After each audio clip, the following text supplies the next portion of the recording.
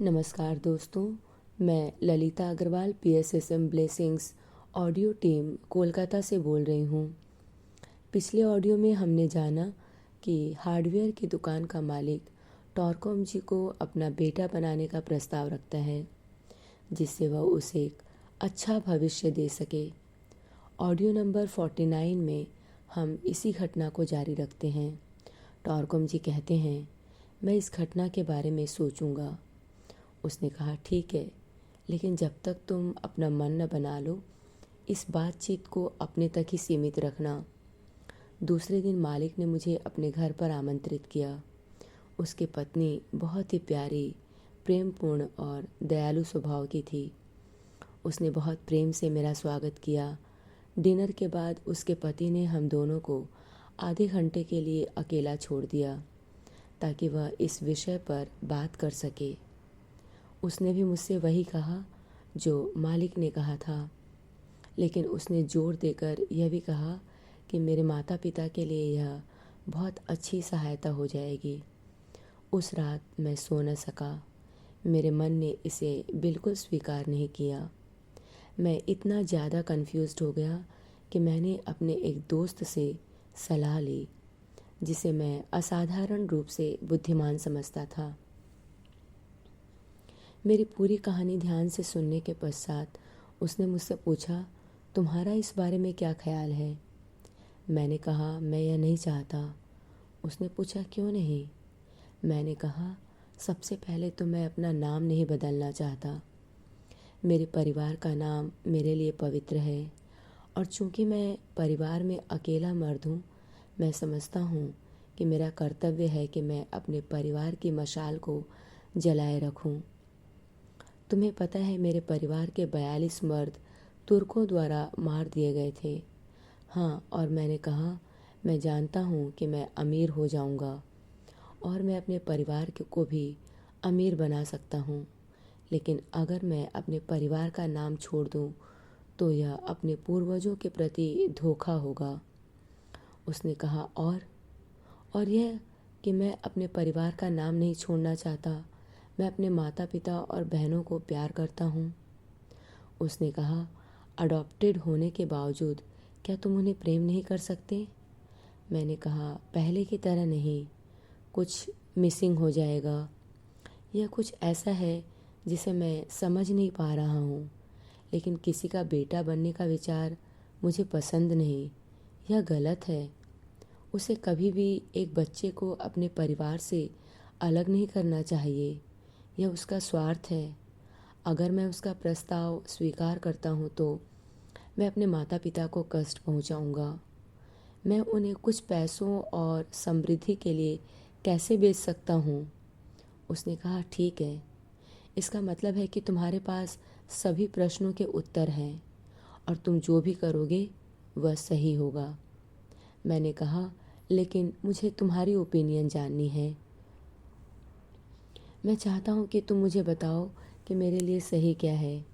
उसने कहा, यह कहना बहुत कठिन है कि सही क्या है, लेकिन मैं भी तुम्हारी ही तरह सोचता। उसके बाद उसने मुस्कुराते हुए कहा, हाँ हैरोटिन, तुम बिल्कुल सही हो। माता पिता बहुत पवित्र होते हैं। हम एक दूसरे से गले मिले और मैं स्टोर पर चला गया। कुछ दिनों बाद बॉस ने कुछ नहीं कहा। उसके बाद उसने मुझे अपने ऑफिस में बुलाया और कहा, मुझे मालूम है कि तुम किसी निष्कर्ष पर नहीं पहुंच पा रहे हो, लेकिन इस बीच मैं तुम्हारे स्कूल के खर्च के लिए यह चेक देना चाहता हूँ। कुछ सप्ताह में स्कूल शुरू हो जाएगा और तुम्हें पैसों की ज़रूरत पड़ेगी। मेरी पत्नी ने मुझसे तुम्हें ये बतौर गिफ्ट देने को कहा है। उसके इस व्यवहार ने मुझे अंदर तक स्पर्श किया। मैंने उसे धन्यवाद दिया और वह चेक ले लिया, जो करीब $500 के बराबर था। उस पैसों से मैं अपने सारे खर्चे उठा सकता था, खाना, कपड़ा, सब कुछ। कुछ दिनों तक मैंने वह चेक अपने पास रखा। रविवार को जब मैं एक पेड़ की छाया में बैठा हुआ था, अचानक मुझे लगा कि इन पैसों को लेना गलत होगा। मुझे नहीं पता कि क्यों गलत था, लेकिन यह निश्चित था कि गलत तो यह है, मैंने वह चेक कुछ और दिनों के लिए रखा, लेकिन जब एक ही तरह की फीलिंग्स आती रही तो मैं समझ गया कि मुझे क्या करना है। मैंने चेक को लिफाफे में रखा और उसे बॉस के टेबल पर रख दिया, इस नोट के साथ, मैं आपकी दयालुता के लिए आपका शुक्रगुजार हूँ, लेकिन मैं आपका यह प्रस्ताव स्वीकार नहीं कर सकता। मुझे नहीं मालूम क्यों, लेकिन मैं नहीं कर सकता। आपने मुझे चेक दिया, मैं इसकी प्रशंसा करता हूँ, लेकिन मेरा मन इस पैसों को अस्वीकार करता है। अगर मैंने आपको कहीं भी दुख पहुँचाया है तो कृपया मुझे माफ़ कर दीजिएगा।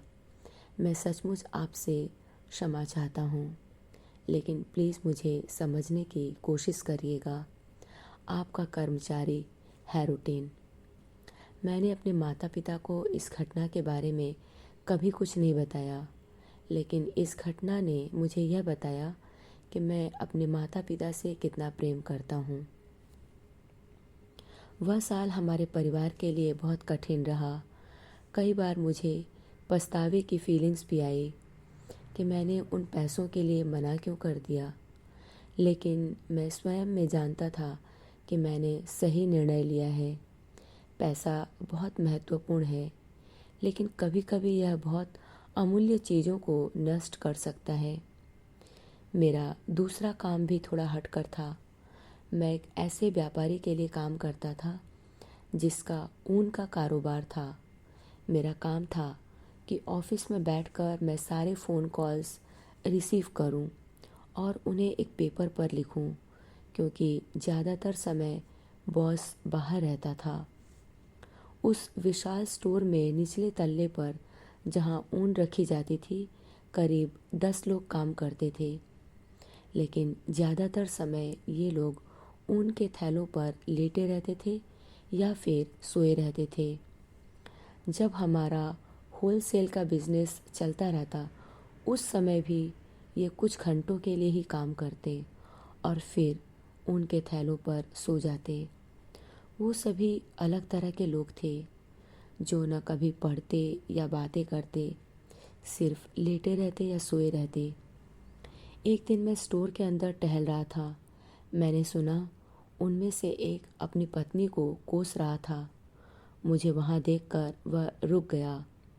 वह बहुत लज्जित हुआ कि वह अकेला था और स्वयं से ही बात कर रहा है। हमारा बॉस एक अच्छा व्यक्ति था। उसकी मुस्कुराहट बहुत खुशगवार थी। वह मृदुभाषी था, तनख्वाह भी अच्छी देता था और कर्मचारियों को कभी भी परेशान नहीं करता था।